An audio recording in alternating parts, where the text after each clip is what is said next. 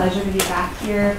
I know several staff members actually come here to do work. They provide space for so many writers and artists to produce, to generate, and they're just wonderful people. So a round of applause for them again.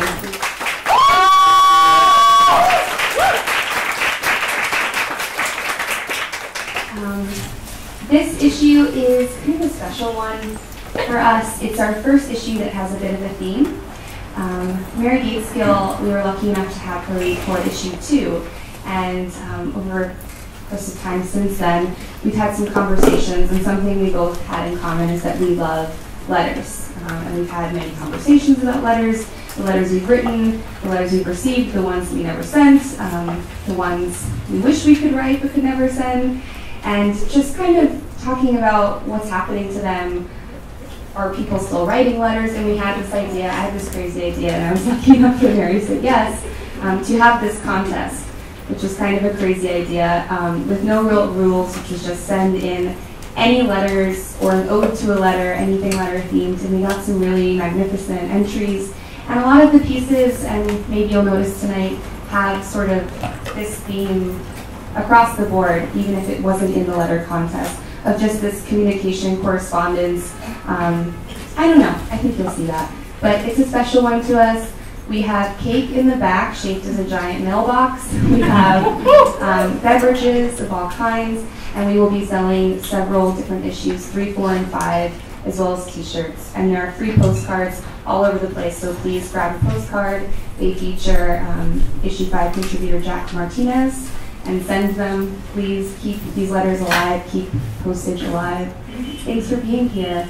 I'm going to introduce our first reader. We have a tradition with No Tokens, with all of our launches, kind of in our theme of always bringing something back. We always have something which can be removed from the issue. We always bring somebody back from a previous issue to open the next launch night. So we're really lucky to have Nkosi and Nkululeko. Got it? We featured Nkosi's work in our last issue, and we will be selling that in the back as well. There's just no introduction necessary. He's a force of nature. We're so lucky to have him here tonight, so please put your hands together for Nkosi. Thank you very much for inviting me here. I'm really excited to be reading. Y'all can hear me okay? Yeah. Okay, back? All right, great. So I'm going to be reading some very new pieces. One is kind of like inspired by now the absence of Prince, or maybe the presence of Prince in a different way, but is dealing with my love for music. And so here we go. It's untitled. On the days someone asked my name, I imagined iodine becoming fog in my mouth, and absence spooling a new color in the place of my body.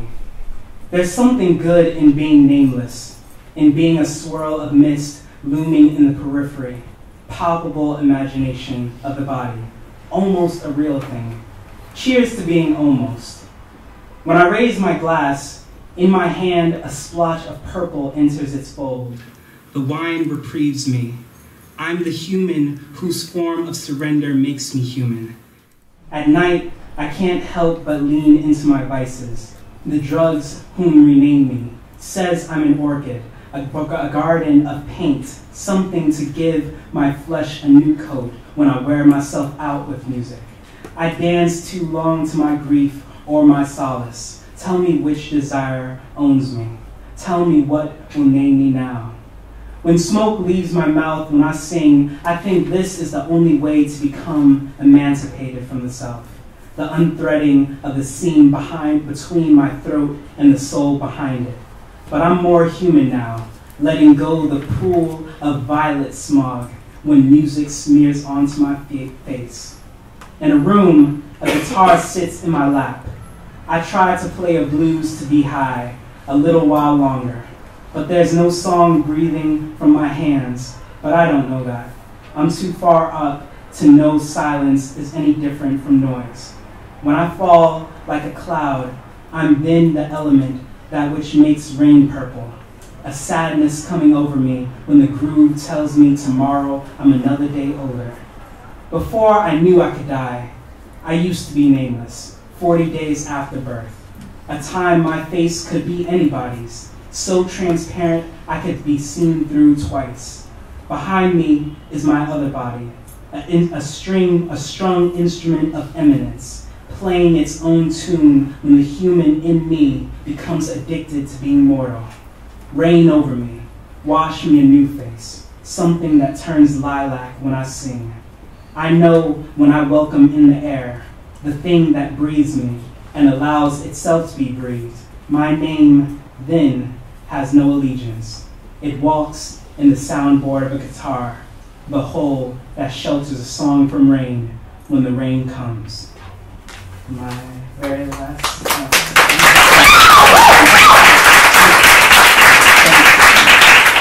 So this other shorter one is called After Rain, which I wrote before the other one, but here we go. After Rain. When there's enough rain at my feet, I imagine dancing until my body deforms into a form of silent ripples, the water reflecting a small joy, wet and translucent, fading away from me. I have an obsession with departure. I carry doors in my mouth to let only the ghosts in. They comfort the bones, white sticks that belonged to my mother before they belonged to me. I'm in the rain at a road becoming a river of blue, a string of dementia, a tide to paradise when the world grows tired of its nations. I hear pools of music in the sky, bulbs of shimmering turquoise, falling until they are shards, each piece alone. I want to be alone in the world, but loneliness is still a form of mingling with vacancy. I talk with my ghosts at night as we hear the rain refrain. I talk to my own eyes in the mirror and ask what they see in me. They say, water. Think how dirty I'd look after being touched. In the hands of a girl in Flint, Michigan, drinking a bottle of poison rivers, a blue particle making new gods to bow to.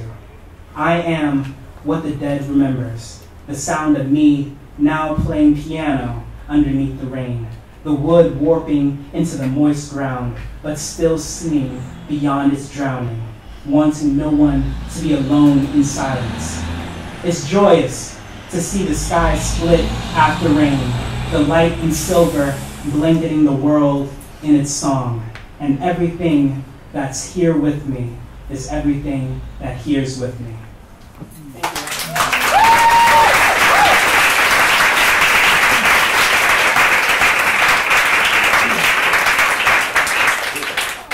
Thank you. Hi, I'm Molly. I'm the senior editor of No Tokens, and I'm really happy you all could come, and I'm very happy to introduce our next reader, Shelly Oria. I recommend after the reading to find Shelly and talk about your grocery store shopping habits. We were talking earlier, and it was a truly enlightening conversation. And Shelly actually wrote an amazing story in collaboration with Nelly Reifler, which is in this issue, and their names rhyme, so you know it's really good. And she's the author of New York 1, Tel Aviv 0. Without further ado, Shelly.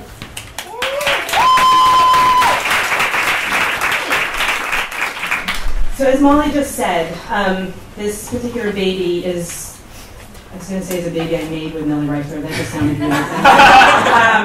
But so it is a joint baby, and we're going to read together, and then Nelly couldn't make it tonight. But so we're both so thankful to everyone in No Tokens for obvious reasons, but also because we wrote this story, and then it was so much fun collaborating that we actually started writing a whole collection of linked stories going off of this one baby. So we're so thankful that you got us started on this project we're so excited about. So I'm just going to read the first couple of pages of Reuben.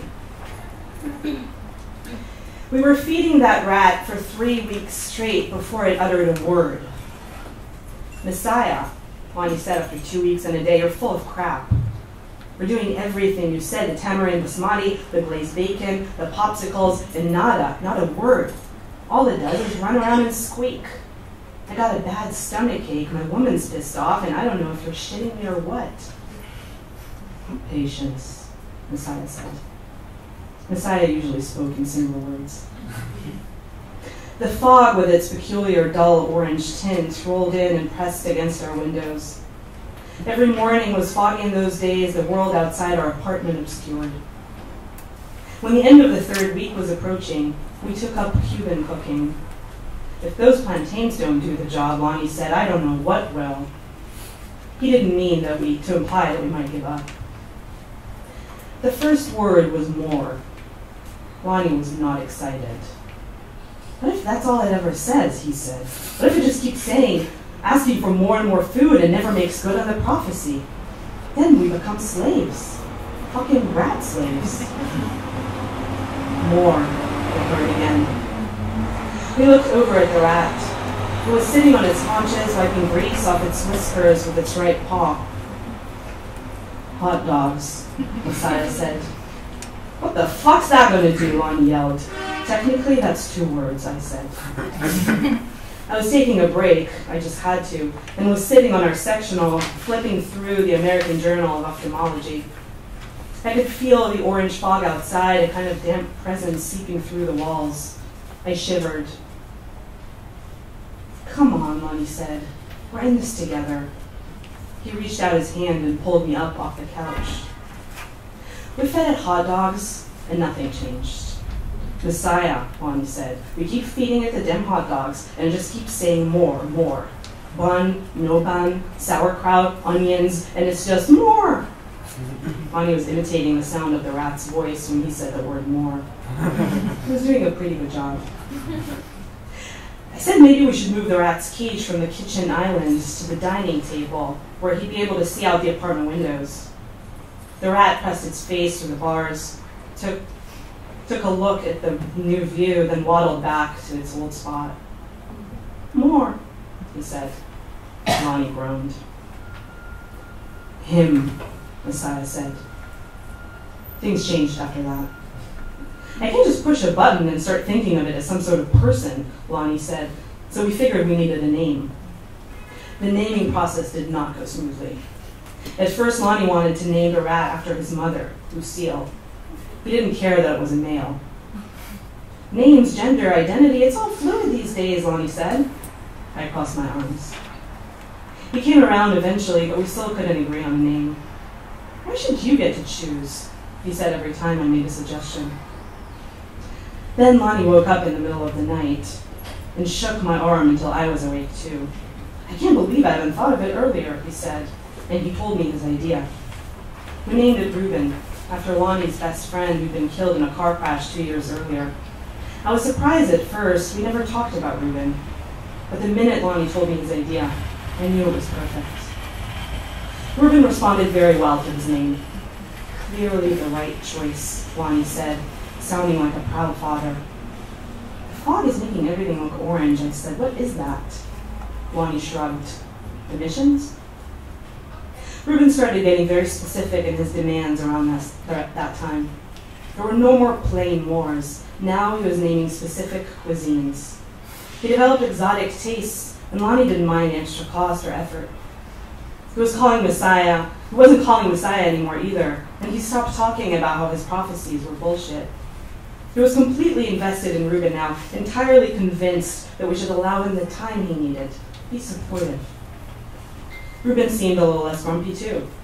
One day he did headstands and cartwheels for us, and then giggled, clapping his paws. Another time, he made a kind of self-portrait rat sculpture from the cedar chips that lined his cage's floor. Lonnie ran through his cookbooks and began to go online to find the most interesting recipes. We went from Turkish to Greek to Armenian, Yemeni, Iranian, then Lebanese. He's in his Mediterranean phase, Lonnie said in that tone again, as if this were our son who had just graduated from an Ivy League college. One day, I got out of the shower to find Lonnie sitting on the sectional, gazing at Reuben with a look I had never seen on his face before. It hit me then. I was starting to feel left out, sidelined. Lonnie hadn't let me do any actual cooking in weeks. All I was allowed to do was measure out the dried ingredients and scrub pots. The next morning, around dawn, I couldn't take it anymore. Lonnie, I said. I shook his shoulder, which was slippery in his satin pajamas. Reuben, Lonnie mumbled in his sleep. Reuben. Lonnie, I'm going to make my cherry meringues. Remember the ones I made at New Year's Eve when we had the bottles of water and the generator? Do you think maybe Reuben would like that? Lonnie reached up and lifted his sleep mask. What? I'm going to make some meringues for the rack. Also, some butterscotch pudding. Are you trying to kill him? Lonnie said, who was wide awake now. The orange light of sunrise had begun to filter into the bedroom. I just think you might like a little dessert, I said. You can't process all that sugar, Lonnie said. Don't you know anything about rats? Lonnie often didn't remember things he said to me. Things that seemed important and earnest at the time, but that in retrospect were just expediencies. Things like, we're in this together. I got out of bed and opened the blinds. I stood there near the window with my arms crossed, facing him, but looking just past him. He rubbed his eyes with the palms of his hands. He sighed. Then he patted my cheek. Can you make the pudding with stevia? He asked. I'm going to stop here. Thank you.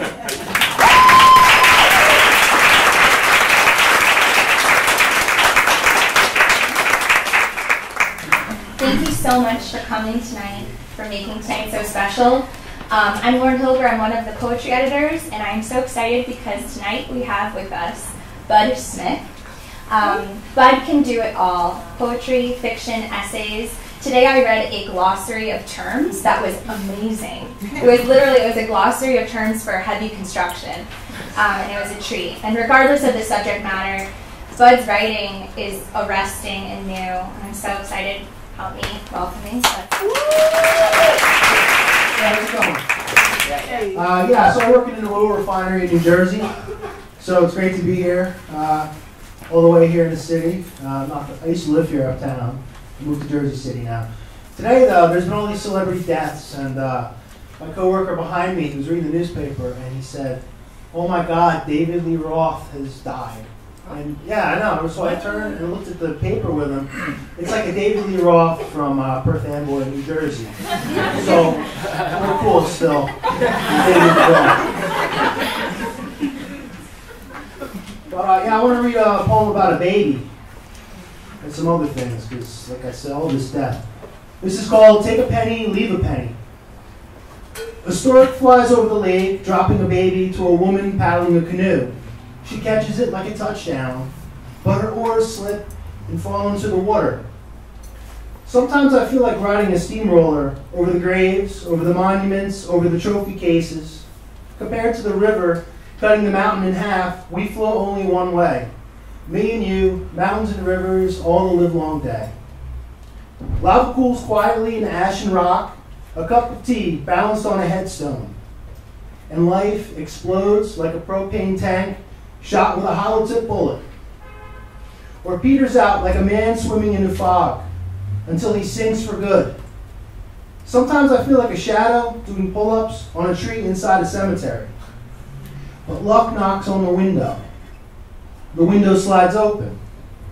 Luck climbs into the house. Luck climbs inside your mouth while you sleep. You eat it and you don't know. The average person eats 7 spiders a year, but you have also eaten luck. Heroes return shopping carts to cart corrals or leave calligraphy notes on parked cars that say, "I backed into you. I was drunk. I had to flee the scene. I can pay you in marijuana. Call this number anytime after 3 p.m. I sleep in." And you know, none of us will become bronze statues. That trend is lost to time. Snow slides off the roof and splats on gasoline flowers, on sleeping rhinos, on pallbearers pretending to be soldiers. Sometimes I feel guilty for willingly doing nothing on a beautiful day. Sometimes I feel like I enjoyed a car crash in the churchyard, God and the devil having a demolition derby, goggles and flowing scarves, driving gloves. The police might arrive, like they're there to collect the Cracker Jack prize. Compared to my dreams, my hopes are made of tissue paper. But death eats a ham sandwich. He eats a ham sandwich with pickles and mustard, and he smiles. There are bean sprouts stuck in between death's teeth. Just so you know. And the kid, from the beginning of the poem, he grows up. And he climbs a mountain on TV. Primetime TV. Sometimes I'm happiest when I shouldn't be. The oars that have slipped, they sink farther into the mud. And the mother dons her scuba gear and she wades out in search. Okay, now I'm going to bother you with one more poem. This one, it's in the No Tokens book. This is for my wife, Rachel. This poem is called Rachel in Her Swimsuit. Okay. On my way to prison. No. Okay, on my way to prison in a gray bus with no chance stenciled on the side of the gray bus. My hands shackled together and fixed to a bolt in the floor. I'm facing a sentence, 75 to life, just up the muddy road. I think in a dream I killed somebody. Some other dreamer maybe. But there's never a feeling like I've been framed or anything. All I have is guilt for my crime. The guard on the other side of the metal gate, he sits with a shotgun on his lap, and he's dozing off. But the other inmates are wide-eyed, with dull sorrow. But I always feel like I am the only one dreaming. As we bounce down the muddy road, and the driver gleefully yells, "Halfway there, fuckers." The shotgun guard snores. The man behind me begins to weep.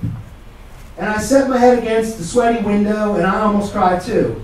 But then, outside the window, I see my wife Rachel in her swimsuit. And I feel fine. She's waving to me as the bus passes. From the edge of the blue spruce pines, she puts a blowgun to her lips and fires a series of darts that pop each of the tires of the bus.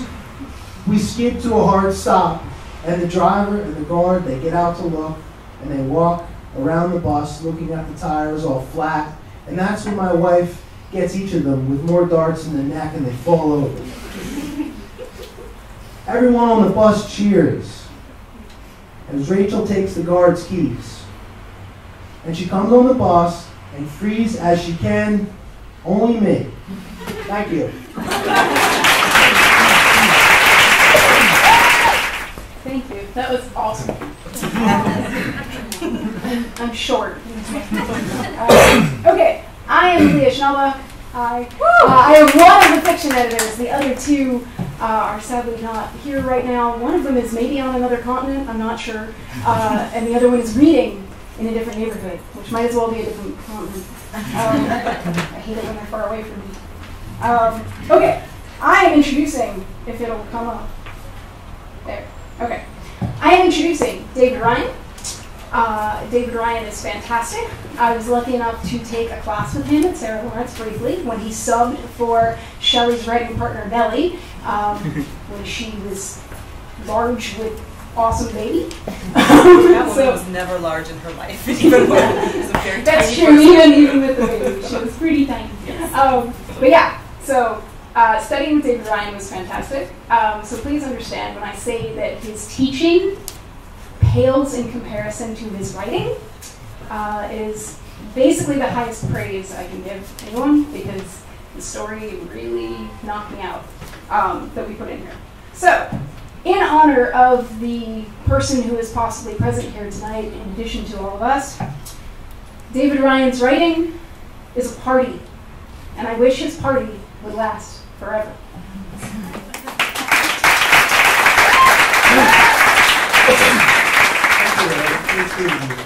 And thank you, No Tokens, for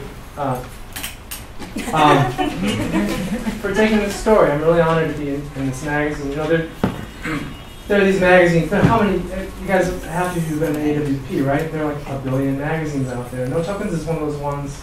I think of like Fence or Noon. These other magazines that just have this energy that I get excited about. I'm just so pleased to be in this one. This is. I'm just going to read a little bit from the story called "The Wedding Present" that's in No Tokens.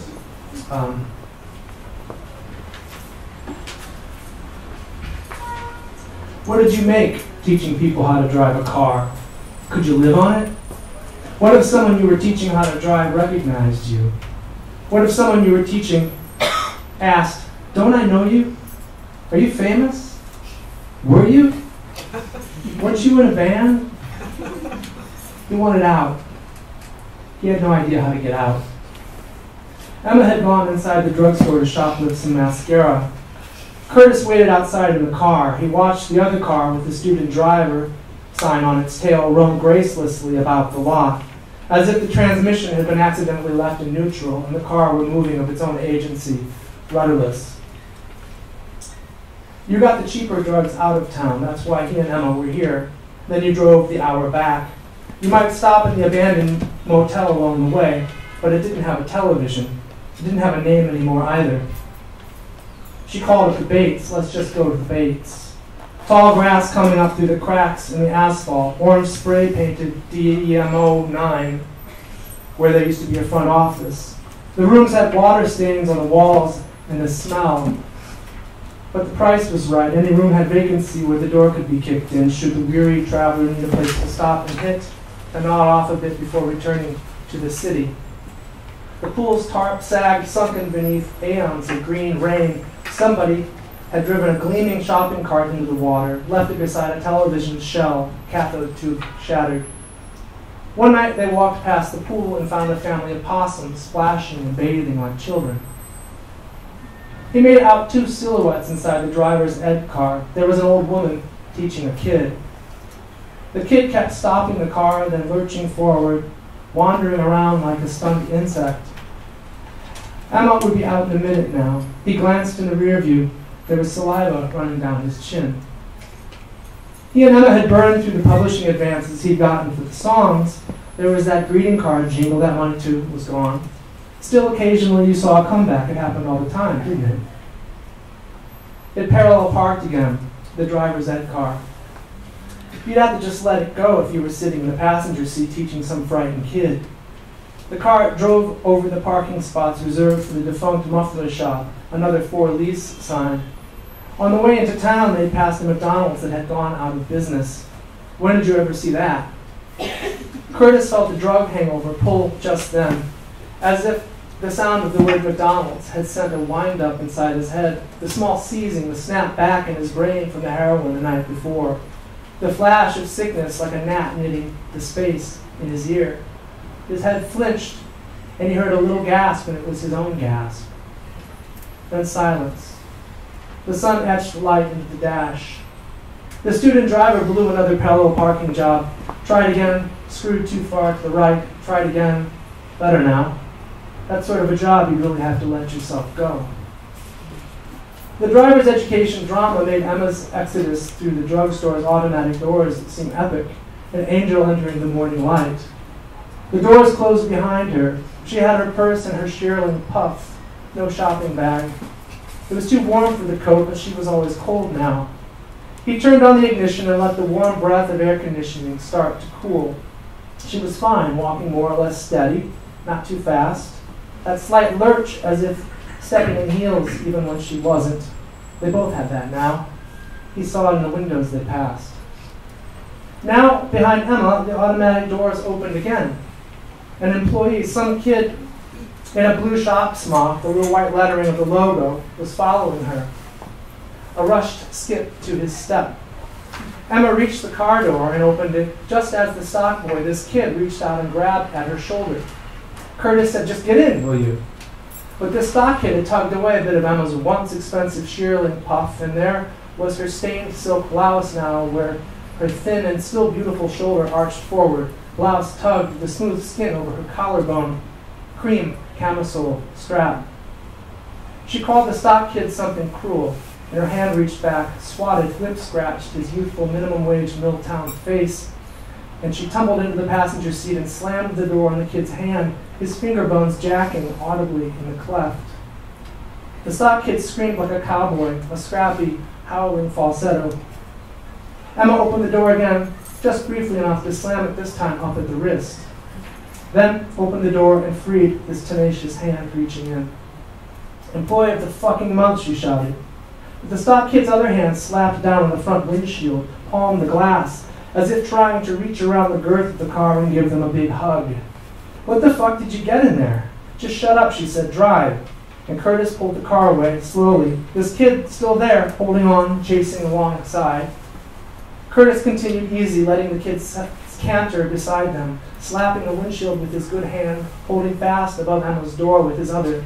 The hand that was palmed against the glass, something written in a pen, a note to myself, a to-do list.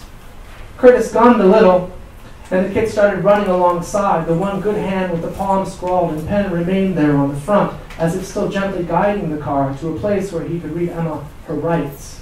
Curtis let him hold, kept creeping along through the lot. He braked, then turned a bit, the speedometer at a rolling 0 miles per hour. The kid tripped a little, regained his hold. A lamprey, the kid was panting. "Jesus, you grabbed the fucking till?" Curtis asked. Emma, cackling. It was all her voice could do anymore these mornings when she expressed something other than the verbs of basic need. The cackle, it troubled Curtis, and the longer the kid ran beside the car, the more he hated the kid for the sound coming from inside him. And the more he hated this kid, the slower he drove, so as not to lose him, so as not to let his flimsy little tentacle detach its suckers from the front windshield, so as not to lose the savor of this feeling, of any feeling. And just then, Curtis recognized the kid. As if staring back at himself as he was many years ago, the chin the same, the hair the same color, though a different cut, a different style. The eyes, the shape of them, they were Curtis's own eyes, the whites still white, the retinas as yet untroubled. The kid could be a little brother, a nephew. What did you take? Curtis could remember a time waking up to her when they were both beautiful and possibly kind, when they had every reason to believe they were good. Then the kid's hand peeled from the windshield and his body dropped back and away from the car. He stopped in his tracks. He was looking forward. Curtis turned to look ahead too and slammed into the driver's ed car. T-boned the passenger side. He paused, registered the silhouettes, the shattered glass, the grandmotherly instructor in the passenger side thrown back by the car's airbags which had burst open. He jammed the transmission, backed away. Then another slap on the windshield over by Emma, and Curtis thought, "Are you kidding?" Kid hugging the car, pounding his fists, teeth bared in silent outrage beyond the window. Curtis shifted into drive. Emma turned on the radio, some classic hit station out in the middle of the dial. The kid, infuriated by the sound of the Eagles taking it easy. There, Curtis felt the world pull away from the window, draw back from this kid, from himself, a stock boy who looked like an old high school photograph of Curtis back when, this spitting image cut out of some lost yearbook and stuck to his window. Curtis gunned the car, peeling the fucking kid off, pulling away down the fucking lot toward the exit now. The car bottomed out sharp and hard on the turn down onto the cross street left. The car sounded okay. He hoped the people in the driver's ed car were okay. She'd gotten some mascara, fingernail clippers. From a cost-benefit angle, this morning was off to a bad start. The car filled with the banjo outro of the Eagles on the radio. Emma sitting there as if nothing had just happened. Thank you.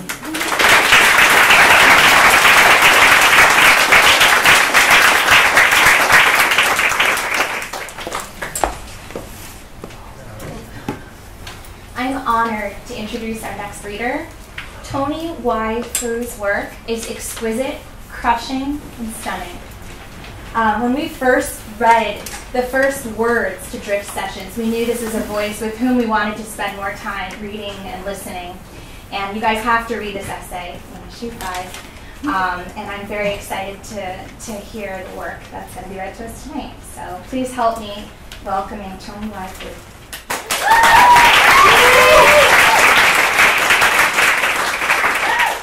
Thank you for that lovely introduction. Am I loud enough back then? Or do I need to move more the microphone? Over here. Alright, cool. So I'm going to read a new piece and an old one that's not actually in the issue, because the issue is runs a bit long, and it's really meant to be one continuous piece. So this one is called Rip Entry. She disappears from life the way light sinks through water. It's the ease of the fall, from the peak of the thermosphere down the Marina Trench in the thousandths of a second. At such velocity, a body loses all distinction. a blurred leap traversing any distance. No need to squeeze into a skirt or shave both legs to be beautiful. She closes her eyes again.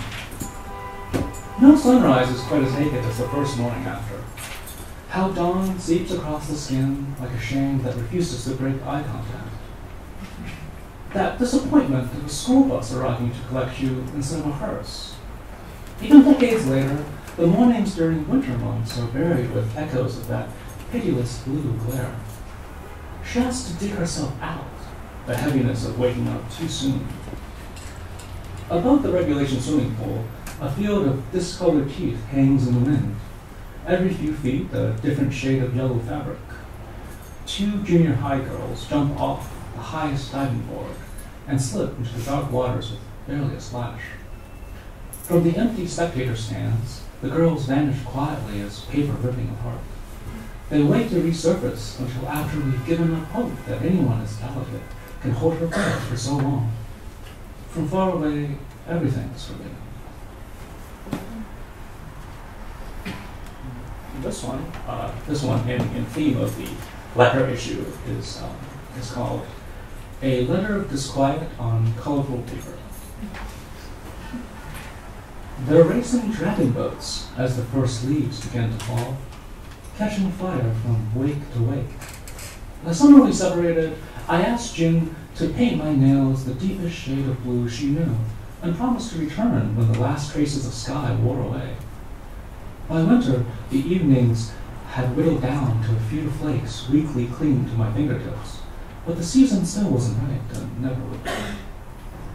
I thought of calling when construction workers accidentally unearthed the tomb of Shangguan on the outskirts of an airport near Xi'an.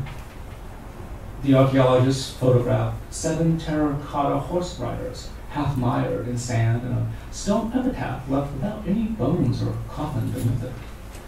Eventually, like the tombs of other great Tang Dynasty poets, the rooms will be restored enough to charge 30 yuan admission fees.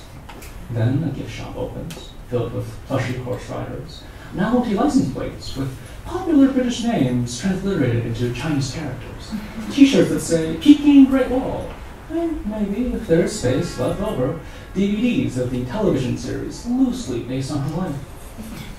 The first leaves are still falling on the lake. For almost a millennia and a half, the first leaves have been falling on Lake Dongqing. And as I reread Shangguan, I can't help but think about you, about the thousands of miles between you and me. Such thick dew here, my coat has gone cold and lost its scent.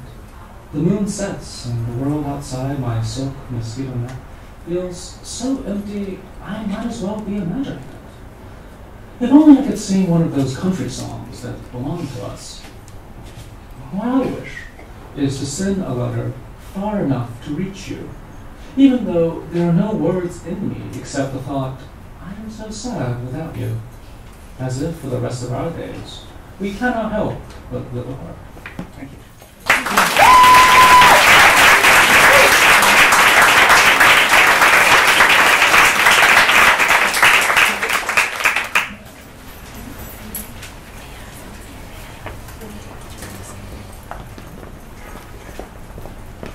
Hello again.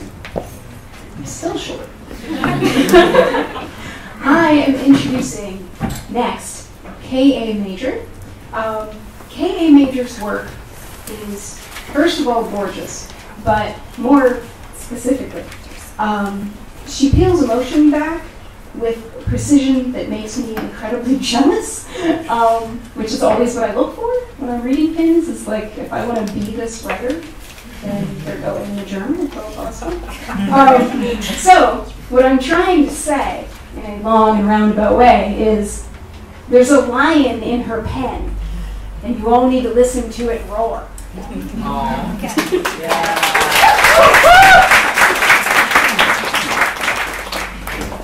And I'm Tom.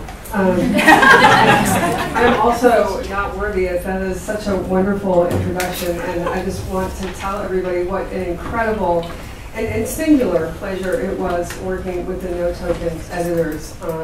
They were so affectionate, they worked so so hard, so very, very hard in this day of online publishing, and please correct the typo maybe later on. I mean, these women were full of passion and professionalism, and it was such a wonderful experience, and thank you so much. And now I'm done. All right.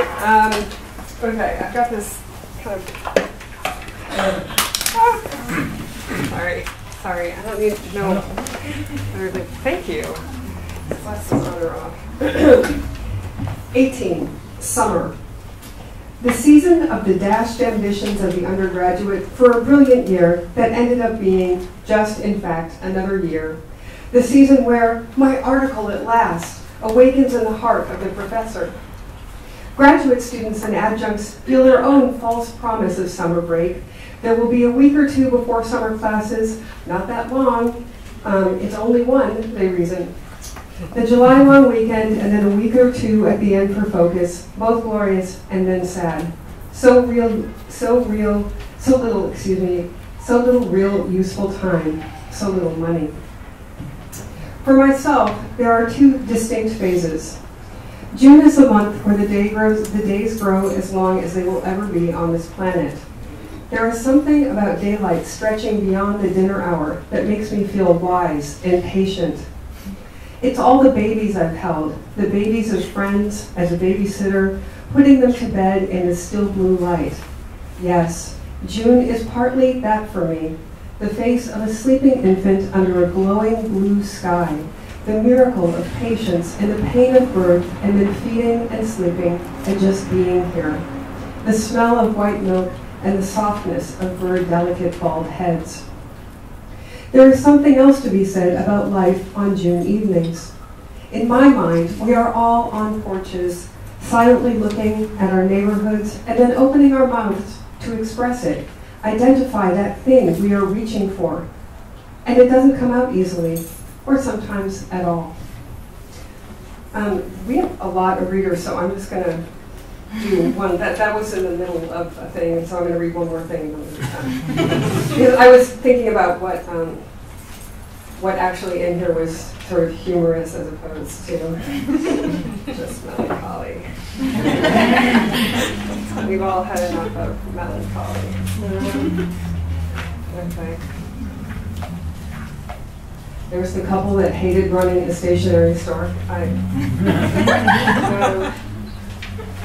Okay. The biggest journey of women in the first world. I know that men have their own struggles. I think that one lifelong journey of a woman in the United States is the struggle to feed herself. I remember stuffing myself to excess, and I remember when I realized I was profoundly sad and food was just a proxy. I also remember entering this strange and delightful world of eating until I recognized I was just satisfied. This happened in college. I was astonished that food was so indifferent to me. Instead of calling, eat me, food was just impersonally sitting there, on plates, at the college bookstore, at receptions. Around this time, Margaret Atwood came to campus. I stood in line for her to sign my book. Her book ended with a detailed description of a woman who had been starving herself, going out to the grocery store and buying all of the ingredients for a cake, baking it from scratch, decorating it as herself, and presenting it to her selfish fiancé. He recoiled. The woman then gave it to her lover, who ate it, Duncan. Miss Atwood, I said, could I ask, what was the significance of Duncan eating the cake at the end? Sometimes, she answered, a cake is just a cake.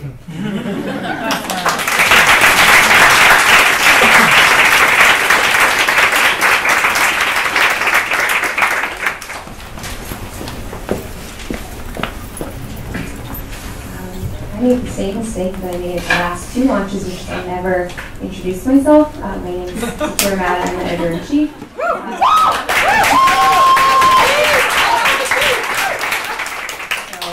Out of the way. I'm really honored to introduce our next reader, Sofi Stambo. I met her in Lisbon this past summer, which just feels pretty serendipitous. Felt really serendipitous. We studied with North Holland together. She cracked me up every day in class. She has a great sense of humor, and I read her work and heard her read there, and she's the kind of reader where everyone just kind of leans in to listen. All of her work feels like an old friend. She's also the second place winner of the letter contest, her piece Confetti. And she's a great person, a great reader, a great writer. You can find her work everywhere. I don't have to list off the magazines. Please give a warm welcome to Sofi Stambo.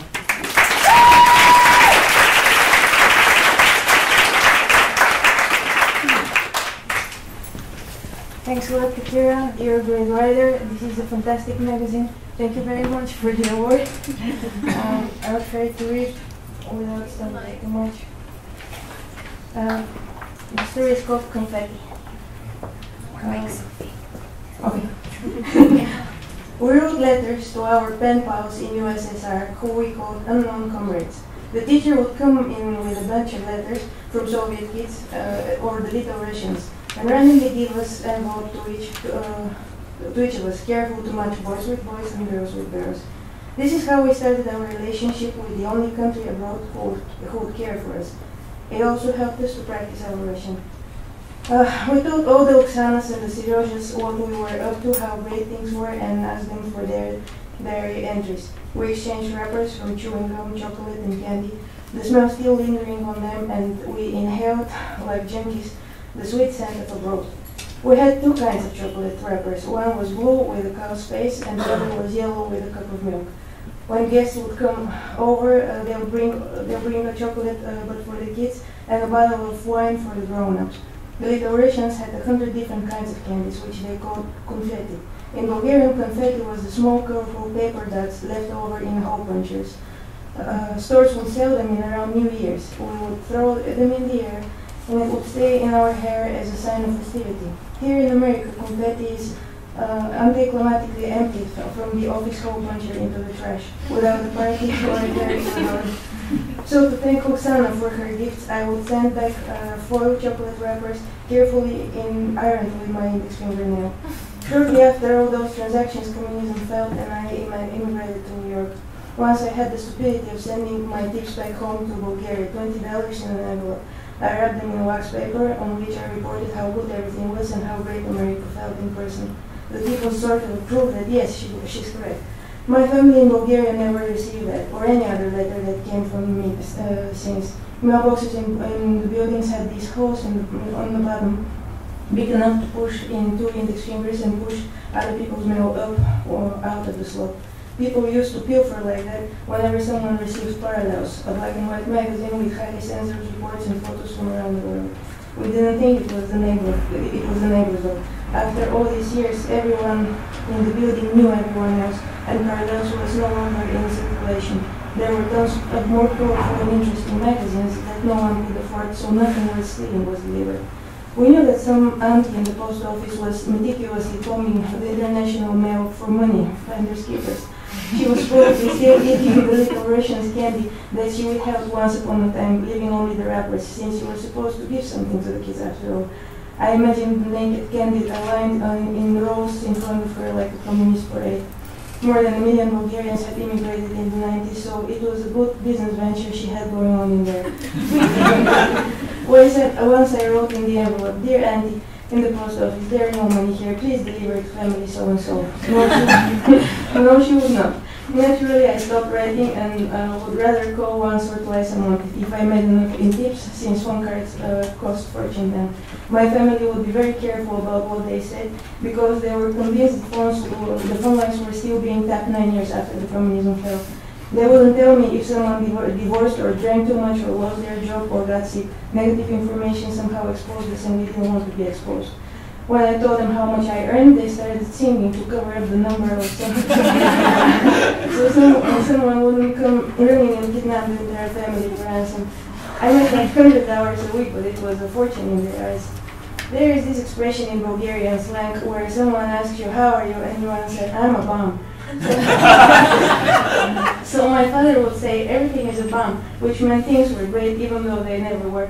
It is an ironic way of saying things are as good as they can possibly get under the circumstances. Once we had said we're a bomb and we got disconnected. From then on, he's been convinced that the word bomb sets off the big brother listening in the other side. We interrupt our conversation for the sake of the world peace. So now that he's saying things are as good as that word. Which word? The one that starts with F, I would prevent him because sex is another thing we don't talk about. No, the one that starts with B and makes a lot of noise. Baking soda? No, the one that rhymes with mom, and starts with the first letter of the word baking. If you had baking soda in a cup of Coke, know that we shouldn't say the word Coke either. So he would hum loudly. To somehow erase the word after I said it, like squeezing the toothpaste back in the tube. Out of joy was my father's default melody. It somehow worked every time and made Big Brother more understanding, so they didn't cut us off and send the police. In the yard sale in Brooklyn Heights, I found this postcard reproduction of a painting by the Spanish artist Joaquin Oria.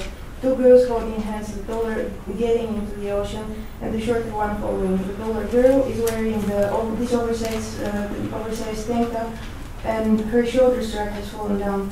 The shirt, the sea, and the tank somehow are bigger than her, but she is trying. I felt this image described my relationship with my little sister and how I wanted her to come here, America being the big, dangerous, but also enticing ocean. I mailed the postcard thinking it's not an envelope, clearly no India hidden. It never arrived. The auntie in the post office probably has it pinned upon her wall, being either a younger or an older sister, since most women statistically are.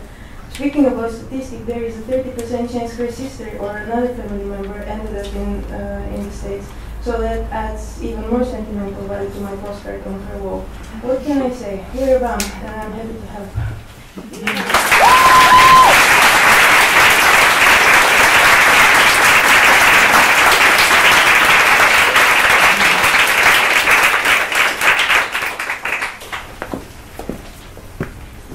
Hello, I'm Karina, and I'm an editorial assistant and general sister friend to No Tokens. I love this journal. I'm introducing Wo Chan, and I first met Wo at Yesenia Montia's party for her book called The Pink Box. Or was he himself the party in the pink book? Were we both entering the pink box gently but with appetite to birth further books, further parties? Since then, the book hasn't ended, the party hasn't stopped.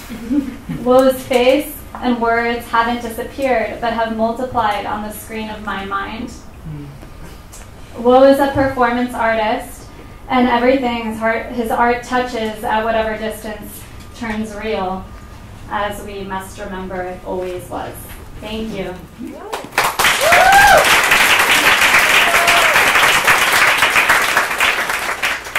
What is that poem, when I'm old I shall wear purple and red? Thank you all for having me. I was thinking in the audience how there's so many different connections here that I did Shelly's makeup for, I think it was like a book launch. Book party, yeah. Book party, like, touched your face for hours. Took a class with Nkosi.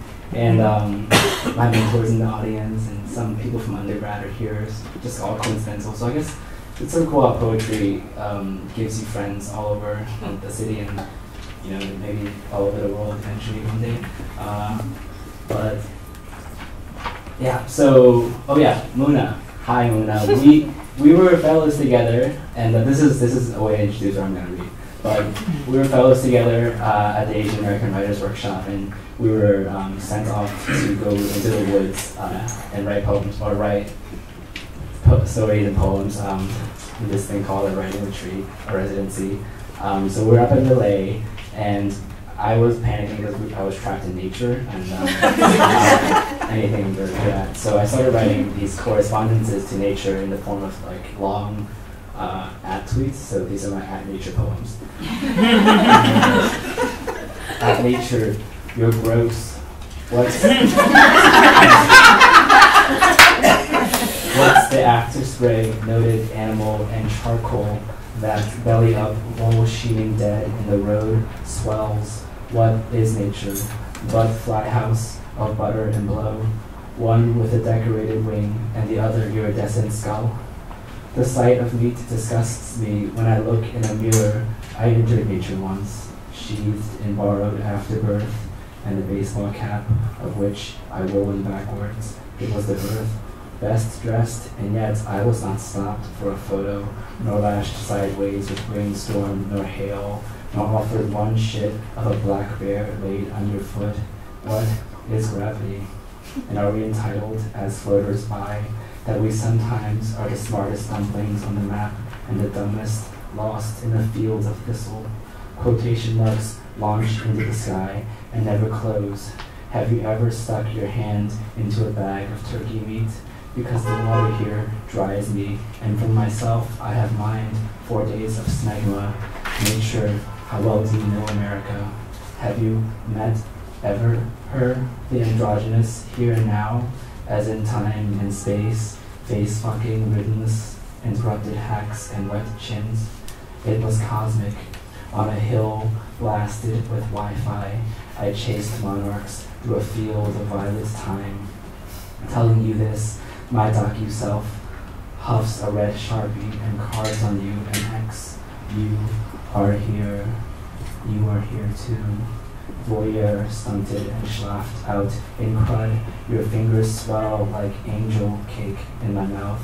Sputum liver plays, distant, wistful. Earlier, I said field of time with an H, as in human and hubris and humid, as in human hubris and the humid. After rain, heat dilates the mind. A door swelling shut into its jam, like an ingrown toenail. It should hurt you. It should hurt you. Nature, I avoid you with all my heart. I sit on toilets and travel on gravel exclusively. Immigration is the most expensive cut of meat that braids me to my birth. I was given lungs, I was given brunch, I was given up to daylight and diagnosed malaria absentia, a hill hum souffle in the oven that collapsed. A father scooped the soggy mess of me in his hands and declared what a modernist. Under the operating light, I was lifted, reconstructed. My teeth glittered in Cantonese. Nature, teach me things. That love, at its basic, is blind and other ableist horseradish. Why should I glee at love snatching me black-wooled and panicked into its pinksome mouth? Mid-flight, I was going somewhere, had an agenda. Lisa Frank holographic I bought from Kmart, filled with jokes and grocery lists. You asked me, what rhymes with tessellation? Fuck if I know. Speaking of bats, did you know America in World War II, that lump in your mind, harvested Mexican bats, long-tailed and hibernating in desert caves, bunched by the millions, and stuffed them with plastic incendiary bombs. Like breathing shishito peppers, they planned to drop them at first light over the industrial cities of Osaka Bay. 40 bats encased in each canister, dispersed from the cargo holds of B-52s. 5,000 feet in the air, plummeting, the bats would wake and roost in the secluded eaves, the attics of flammable, mostly wood and paper constructions. Many thousand factories, rooftops, households, inns, schoolyards, 40 miles within each bomb dropped would ignite simultaneous, undetectable, as the timers detonate in the belly of each mammal. They canceled the program. It had become too expensive and protracted in its second year of testing, and anyhow, by then they had finished construction of the atom bomb. Nature, when you lived, whose fingerprints did you find at the Hypo Center, and whom did you imagine would survival? Clouds shred all shock and galls. We are interested in survival. The near-blind, shiny beasts of children escape errant into the dreamscape of Arizona darkness. That's tall proscenium threatening to crumble with the sky's white arm of milk.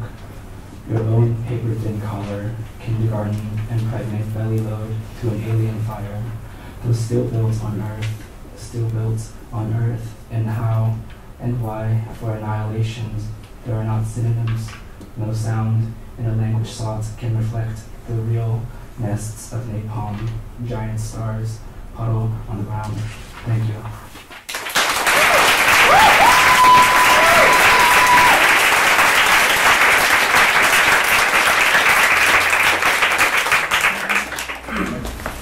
Hello again. I'm here to introduce our next reader, Gurung. And I was just introduced to her work with the essay in this new issue.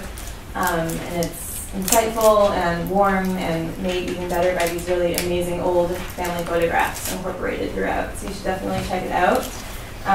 Muna has done many impressive things, and I'm just going to read my favorite line from her bio, which is, Muna currently directs a high school writing center in New York City, where her students help her discover America through activities such as eating an entire packet of Sour Patch Kids while writing about the flavor blue. Thank you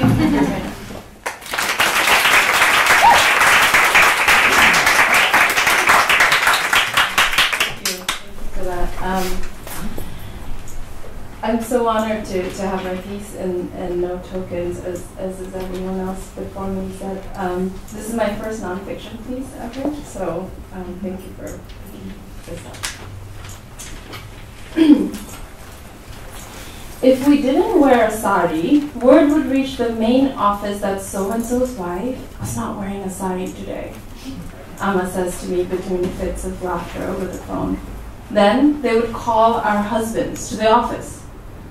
She's laughing now because she doesn't have to be afraid anymore. She isn't in Singapore, living in an all-Nepali camp, one of the hundreds of women taking care of homes and children while their military husbands serve the country as Gurkhas. She's told me this story before, but never with such lightness. Amma and I don't often laugh together. It's not like we are serious all the time, but laughing together requires that we let ourselves be a little soft, a little silly. Later, the new Achama started wearing pants. To think that I used to be so shy in a maxi. A maxi is exactly what Amma is wearing in the photo, taken in their kitchen in Block A in 1978. The maxi wraps around the waist and stretches all the way to the ankles, sometimes even kissing the floor. Amma says she was probably making rice in the photo. She imagines it's 9 a.m. and that Baba is waiting for his packed meal for the day. When I ask her who took the photo, she shrugs and says, I don't know. And then after a long pause, maybe your father? Amma is quick to start every answer with, I don't know, or I forget. It is her way to keep me at a distance, to buy herself time, so she can figure out just how much of the story she wants to allow. Of course the photographer is Baba, but the fact that Amma has to pretend to think or pretend not to know irritates me. As a younger person, an exchange like this would be enough to set me off. I would storm past her while she reasoned with astrology. Your planet and my planet, Muna, they just don't align. Writer Marianne Hirsch once said, to look is also always to be seen. And I sometimes wonder if Amma's pretend uncertainty about who the photographer is comes from a place of vulnerability. Maybe she can't bear to justify to her grown daughter the way she's looking at the photographer. Her mouth slightly open, starting or ending her protest of not wanting to be captured on film in the kitchen, in the middle of cooking, looking like that. But in the soft protest, there is pleasure budding in her right cheek. A dimple is about to cave in, is waiting to cave in. It's not like Amma is unable to love. She's just careful about her loving, whom to love, and how much. She doesn't show it in the way Baba and I do, with wide smiles and high-pitched voices and touch. I've only seen Amma and Baba share affection in the way I understand it once. I was 12, and we had already moved back to Kathmandu from Singapore. It was late afternoon, and I was coming home from school. I walked in through the door calling, Amma, as I always did. They groaned from the bedroom to tell me where to find them. Amma and Baba were lying in bed, fully clothed, arms around each other, sleep still lingering in the distance between his nose and her hair. They didn't get up when I walked in. I don't know how our conversation led to this, but as I was standing over them in my school uniform, they were talking to me with their eyes still closed. I remember asking them if theirs was an arranged or love marriage. Baba said, "Love, of course." To which Amma opened her eyes, got up to retie her hair, and said to Baba, "What nonsense!" Then turning to me, she said to me, then turning to face me, she said to me, more as a reminder than anything, "We will always have arranged marriages, Muna. We're not those white people you see in movies who wear shoes to bed and marry whomever they want. And marry whomever they want, only to get divorced." Years later, Amma and I will battle over love and whom you choose to be with, why, and how. Thank you.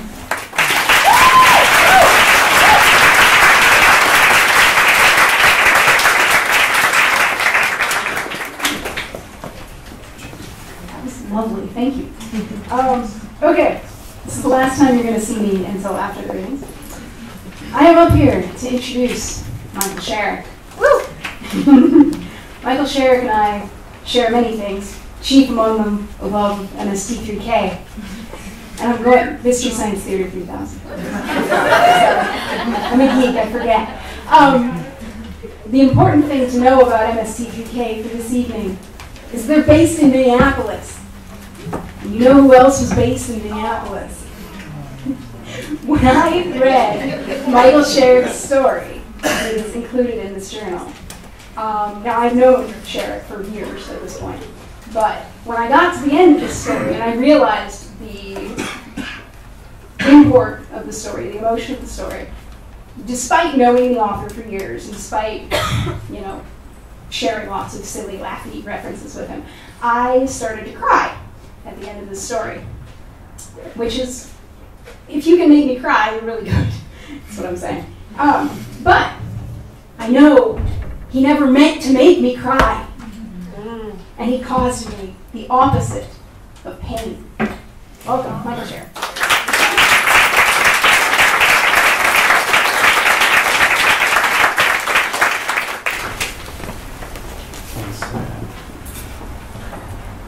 I don't have much to say. I was very, very happy to get the email from Leah that the story was being published. And I'm very flattered to be here.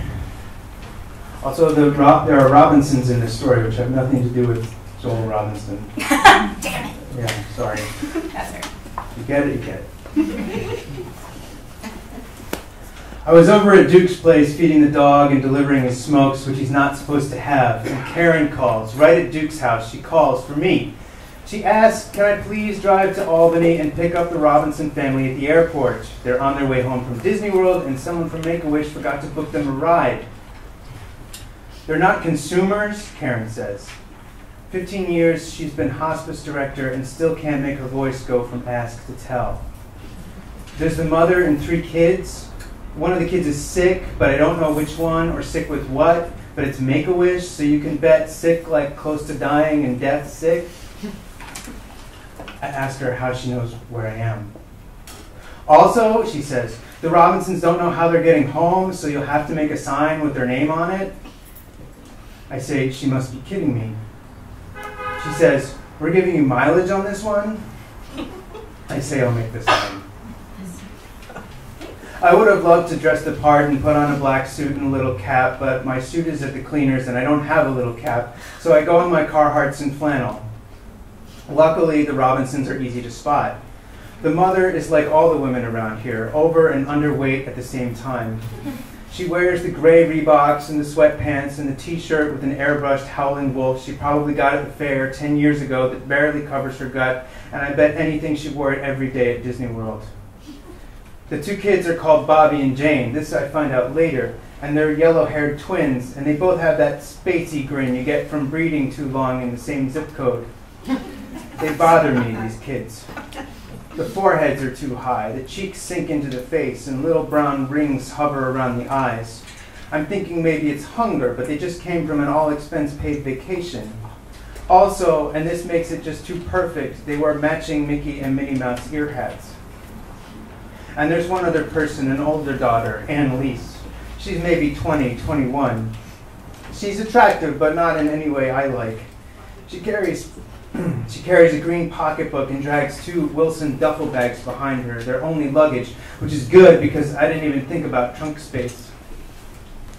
I hold my sign and sort of raise my eyebrows like this, in a way that's supposed to say, I'm friendly, ride with me.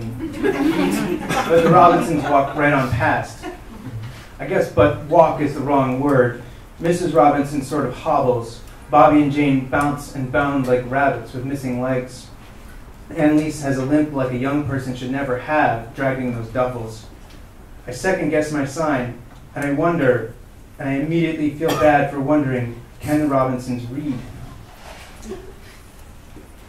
Probably, I'm thinking now, telling you this, probably it was a mistake to grab for the luggage without introducing myself or saying anything at all.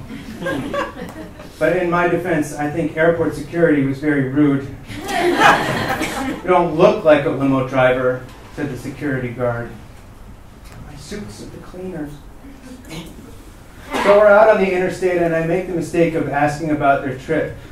Because why shouldn't I try and make conversation? It's an hour drive back to Prospect Falls, and between you and me, I want to know which kid is dying. Mrs. Robinson is in the back with Bobby and Jane, and Annalise is up front with me. She hasn't spoken yet, but she's supposed to know where we're going.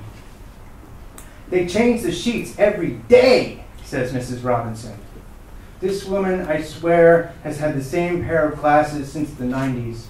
I can see the scratch and smudge from the rearview mirror. She goes on about the hotel, the soaps in the bathroom, a towel for each of them, new and clean every day, the blower fan thing in the window, the breakfast that was totally free and no strings attached, the cushy armchair in the lobby, and all the pillows on the beds. The pillow was bigger than my brother, says Jane. But how about the vacation, I want to know. I'm saying, says Mrs. Robinson. I checked the odometer, which I reset leaving the airport. We've driven 8 miles, 51 to go. These people never stayed in a hotel before. If they hadn't just come from Florida, I'd swear that that spot on the highway was the furthest they'd ever been from home. The odometer is up to 20 before anyone even mentions Disney. The pirate ride, says Bobby. But it's not like the movie. Also Buzz Lightyear. In the rear view, I asked Jane if she went to Cinderella's castle. She frowns and looks at her mother as if to say, did I? Mrs. Robinson answers, Janie had her heart set on the Ferris wheel, but can you believe they don't have one? That whole big place and no Ferris wheel. We always go to the fair, but we missed it this year and no Ferris Disney wheel. I'm sorry about that, I say, and I think it could be Jane, the sick one. This whole time, Annalise hasn't said a word. She sits, arms folded, forehead pressed up on the passenger window, smudging and breathing. I take a curve too fast on purpose just to see if she'll move. We're off the interstate now and on the country roads with 30 miles to go. I have no idea where the Robinsons live, which of the creepy kids is dying, or if Annalise will remember to tell me where we're supposed to take a turn. Thank you.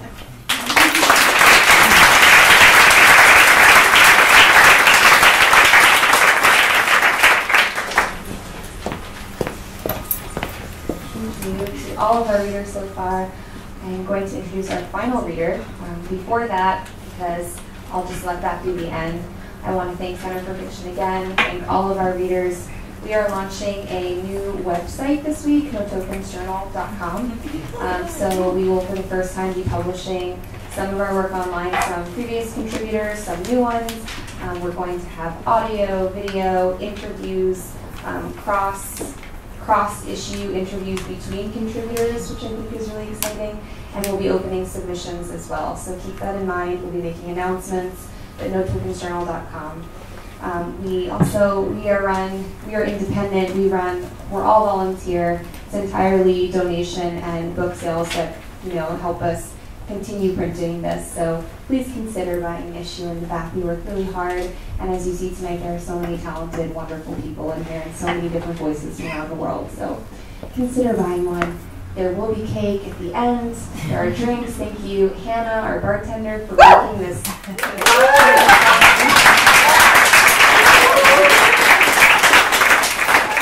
Our final reader tonight is Mary Gaitskill.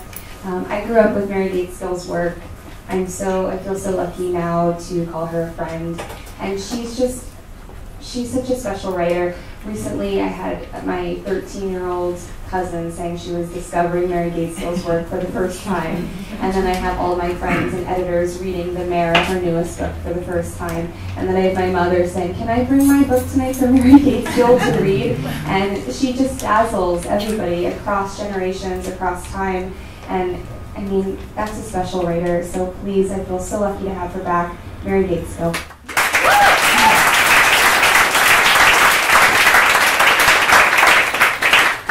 Thank you, Kara. And thank everybody for coming, and thank you for your enthusiasm. It's really wonderful. I am going to read a little bit from The Mare, and I'm almost sorry because I feel like you've been sated.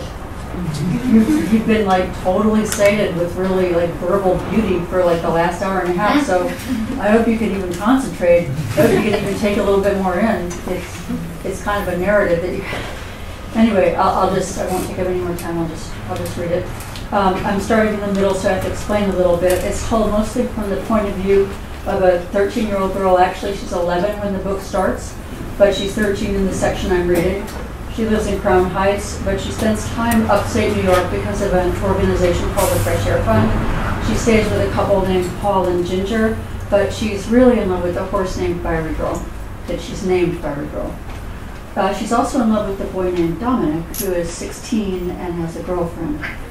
And I'm going to read a section where she's thinking about Dominic during a visit at Christmas while she's going to see the horses. At the very end, I'll pause and switch to the point of view of Ginger at the host person at the end.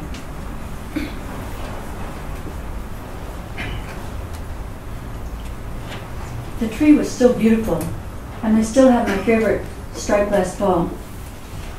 But I kept thinking of that night we went to the party, and Paul disappeared with that red-haired woman.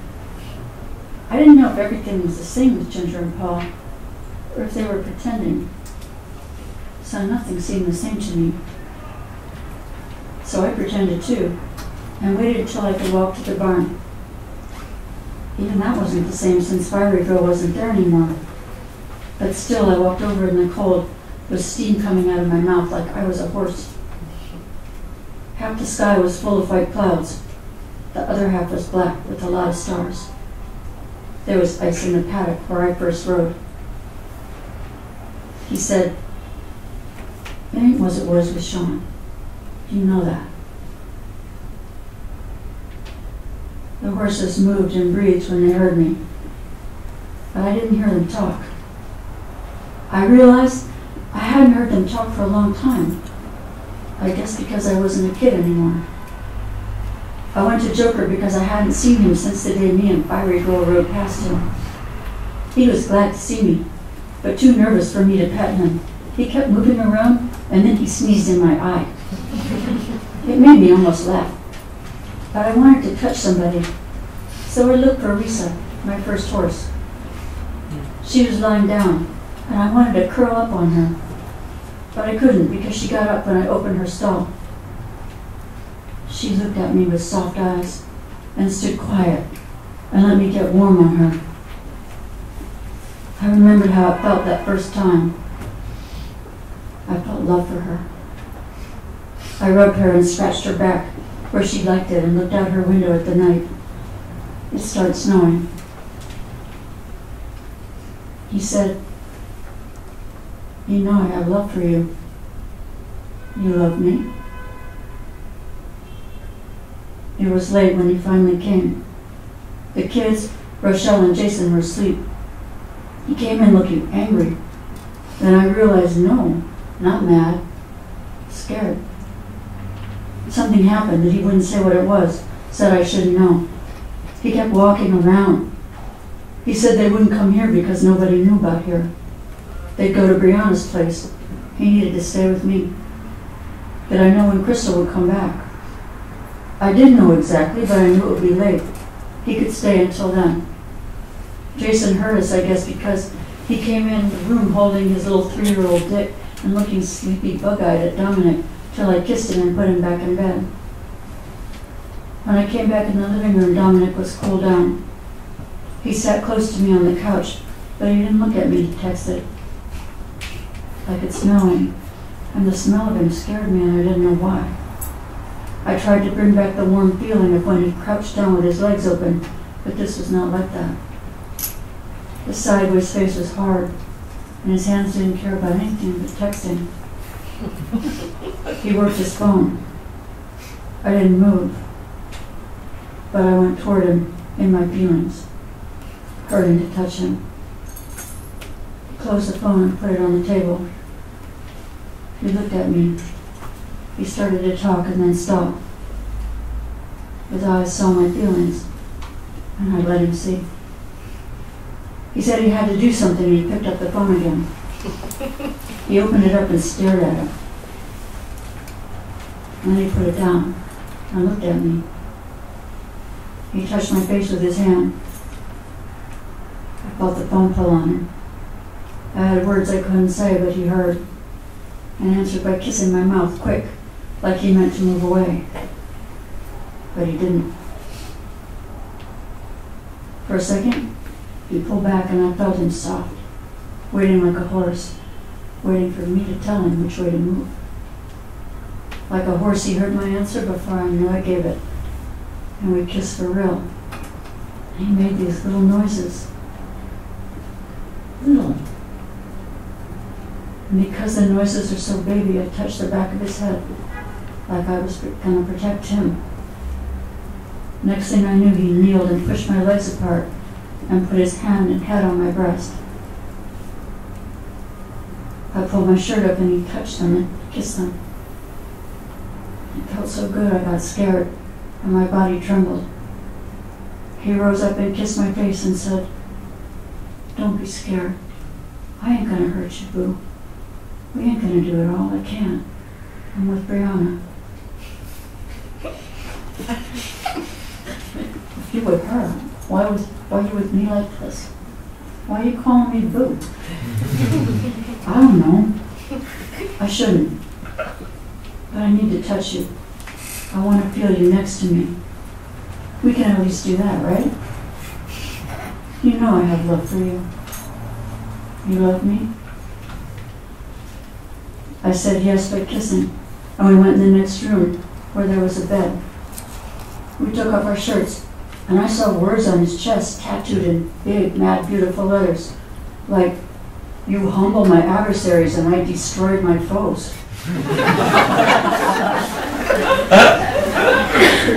They were so wicked serious, I almost put my shirt back on. I said, "Is that like from the Bible?" "It's from a letter my uncle wrote me."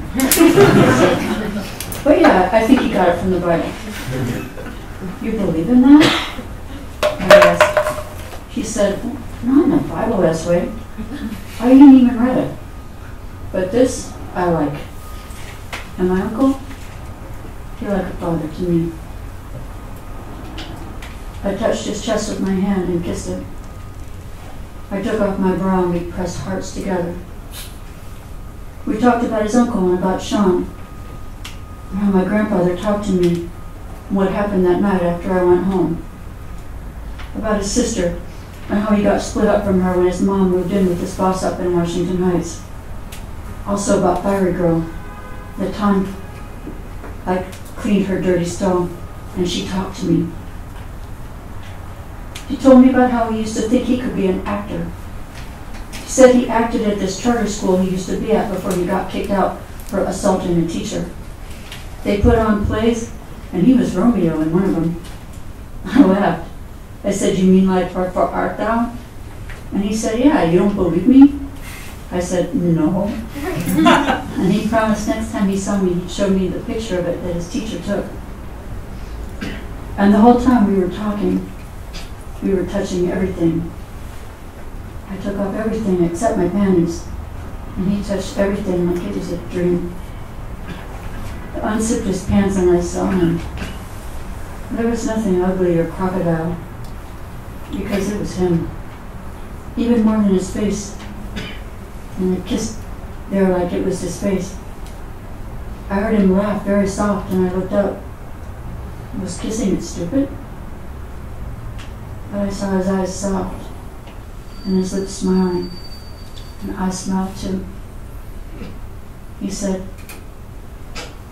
"Go on. Don't be afraid, Judy.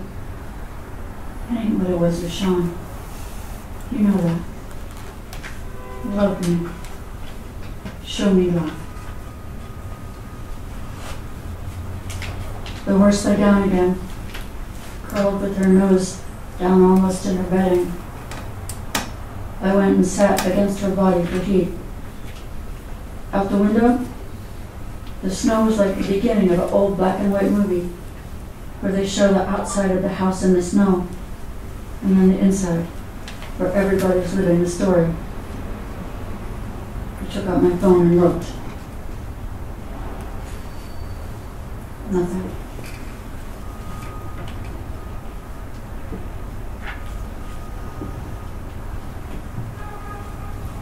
We drove at night, but she didn't talk, and she frowned at my music like it was distracting her from disappearing into her music. This goofy Spanish stuff, all love songs except one with snarling dogs and gunfire and guys yelling, "Bronca!" That song was the best. All threat and flash in the dark. But when I told her I liked it, she just stared straight ahead. And I remembered her friend who had gotten killed. Something else was different too. She stopped leaning against me when we sat to watch TV. When I put my arm around her, she went still under my touch. I thought she was rejecting me, and then I realized it was something worse. She had lost her trust in touch. Not just my touch, all touch. It wasn't easy anymore. I still touched her out of habit, my hand on her back, her arm, her forehead when I said goodnight. She stayed remote. Someone had made touch into something else for her, and I could not change it back. Thank you so much.